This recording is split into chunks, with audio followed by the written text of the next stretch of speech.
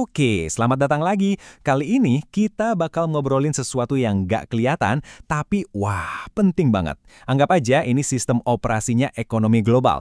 Kerangka kerja yang bikin semua negara bisa saling berdagang, berinvestasi, dan berinteraksi secara finansial. Coba deh, pernah kepikiran nggak kita bisa pesan barang dari Tiongkok, liburan ke Eropa, atau perusahaan-perusahaan besar bisa investasi di seluruh dunia?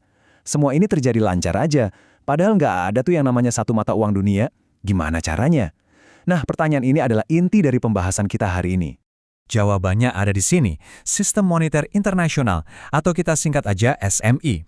Gampangnya, anggap aja ini kayak rulebook atau buku peraturan keuangan global. Tanpa aturan main ini, perdagangan internasional bisa kacau balau. Nah, SMI inilah yang menyediakan kerangka supaya semuanya tetap teratur. Tapi ya, sistem ini nggak ujuk-ujuk ada begitu saja. Sejarahnya itu panjang, isinya tentang pencarian terus-menerus buat nemuin keseimbangan yang pas antara stabilitas dan fleksibilitas. Yuk kita lihat gimana sistem ini berevolusi dari waktu ke waktu. Oke, mari kita jalan-jalan singkat lewat sejarahnya ya. Kita mulai dari bimetalisme, yang pakai emas dan perak. Terus pindah ke standar emas yang lebih stabil tapi kaku banget. Setelah periode kacau di antara dua perang dunia, muncullah sistem Bretton Woods yang sangat bersejarah. Sebelum akhirnya kita sampai pada sistem yang kita gunakan sekarang, era kurs mengambang. Setiap tahap ini, intinya adalah upaya buat memperbaiki kelemahan dari sistem sebelumnya. Nah, ini yang seru. Kita bandingin dua raksasa bersejarah ini. Standar emas itu menawarkan stabilitas yang luar biasa, karena semuanya dijamin oleh emas fisik. Tapi ya gitu, sistemnya kaku banget.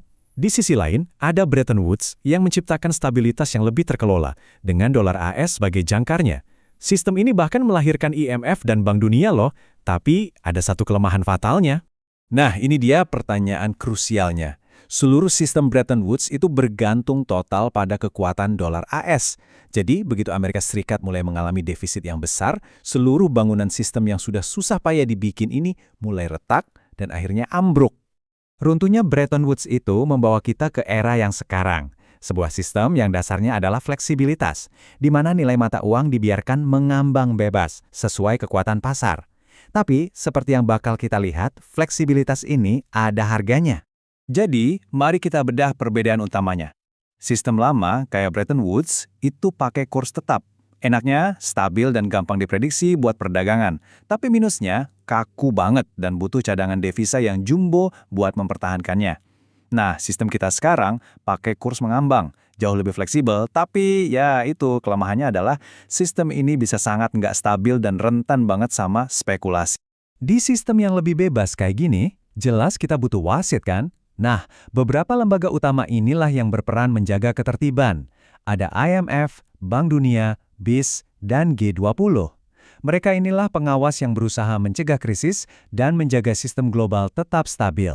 Di antara lembaga-lembaga itu ada dua yang paling kita kenal, IMF dan Bank Dunia. Biar gampang bedainya, anggap aja IMF itu pemadam kebakaran. Mereka turun tangan pas ada negara yang lagi kena krisis keuangan. Di sisi lain, Bank Dunia itu pembangunnya. Mereka fokus ke proyek-proyek jangka panjang buat membangun ekonomi dan mengurangi kemiskinan. Oke, sejarah udah, struktur juga udah. Sekarang kita loncat ke masa kini dan lihat gimana sistem yang ada sekarang ini menghadapi berbagai tekanan dan tantangan modern. Ini mungkin salah satu pertanyaan paling besar dalam ekonomi global saat ini. Sejak era Bretton Woods, dolar AS itu udah jadi pusat dari sistem moneter internasional. Tapi, di dunia yang terus berubah ini, apakah statusnya itu bakal bertahan selamanya? Buat banyak negara berkembang, dominasi dolar AS ini kayak pedang bermata dua. Di satu sisi ini ngasih stabilitas dan bikin perdagangan jadi lebih gampang. Tapi di sisi lain, ini menciptakan ketergantungan yang luar biasa. Kebijakan moneter di AS bisa mengguncang ekonomi mereka, dan krisis di AS, seperti yang terjadi tahun 2008, bisa dengan cepat menyebar ke seluruh dunia. Selain pergeseran kekuatan geopolitik, ada gelombang lain yang siap mengubah segalanya. Revolusi digital. Munculnya mata uang digital bisa jadi tantangan terbesar bagi sistem moneter yang kita kenal selama ini.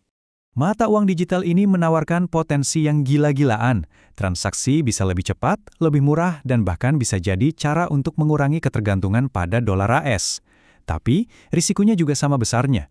Kita bicara soal ancaman cyber, regulasi global yang belum jelas, dan potensi munculnya bentuk-bentuk ketidakstabilan keuangan yang belum pernah kita lihat sebelumnya. Oke, setelah kita ngomongin semua konsep besar ini, mungkin Anda bertanya, terus urusannya sama saya apa? Jawabannya ada banget. Pencarian akan sistem yang stabil ini penting sekali buat kehidupan kita sehari-hari.